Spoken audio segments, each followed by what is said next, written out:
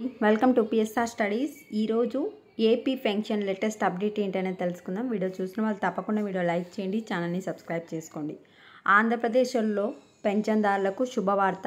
పెంచిన పింఛన్ పంపిణీ 1న లబ్ధిదారులకు ఎలాంటి ఇబ్బంది ఉండకూడదు అధికారులను ఆదేశించిన మంత్రి కొండపల్లి శ్రీనివాస్. ఆంధ్రప్రదేశ్లో జూలై 1న పెంచిన పింఛన్ మొత్తం వచ్చేసి 7,000 పంపిణీ చేయడానికి అన్ని ఏర్పాట్లు చేయాలని అధికారులను ఎంఎస్ఎంఈ సర్ఫ్ ఎన్ఆర్ఐ వ్యవహారాల శాఖ మంత్రి కొండపల్లి శ్రీనివాస్ ఆదేశించారు. సో ఆంధ్రప్రదేశ్లో పింఛన్దారులకు మొత్తం 7,000తో పాటు కొత్త పింఛన్ పాస్ పుస్తకాలను కూడా అందిస్తున్నారు. సచివాలయంలో అధికారులతో శనివారం ఆయన సమీక్ష నిర్వహించారు. డ్వాక్రా మహిళలకు జీవనోపాధుల కల్పనపై దృష్టి పెట్టాలని, బ్యాంక్ లింకేజీ రుణాలు ప్రతి సంఘానికి సకాలంలో అందే విధంగా చర్యలు తీసుకోవాలని చెప్పారు. సో ప్రస్తుత ఆర్థిక సంవత్సరంలో ప్రతి జిల్లాకు 10 మహిళా మార్ట్లను ఏర్పాటు చేయాలన్నారు.